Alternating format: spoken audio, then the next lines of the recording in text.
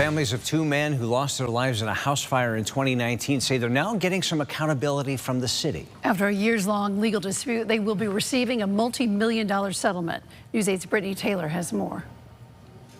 Good evening. The city says the home where this fire happened was an illegal rooming house that at one point had more than 20 people living inside, including those two men that lost their lives. The families of the victims say their deaths were preventable.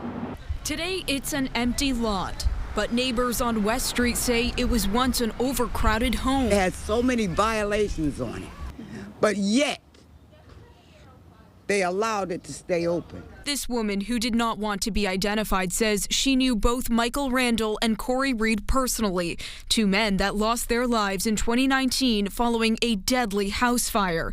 Both were living in the attic at the time. Every time they see you, they smile, they say hi. The fire's in the back where their door is.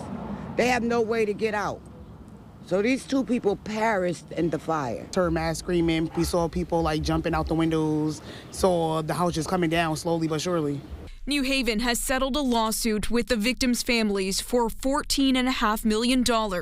It comes after claims the city failed to inspect and vacate the building, which was identified as an illegal rooming house prior to the fire. Even though this was before my time as mayor and there was a long legal proceeding, I think that ultimately the parties came to an agreement that we felt is fair to honor the families. He's my twin, and I can't even begin to tell you the pain that I feel inside. The sister of Michael Randall previously told News 8 her brother died trying to save other tenants in the home.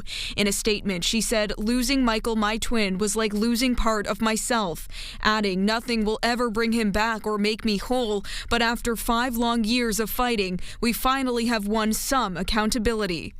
The city says since this incident, it is aiming to crack down on illegal rooming homes by creating a better reporting mechanism and ensuring inspectors do not leave until a life-threatening issue is resolved. I think his kids was just there 2 days before. Picture them kids being there, okay? New Haven got to do more about these illegal rooming houses, period. Landlords are trying to dodge the taxes, but you're risking lives.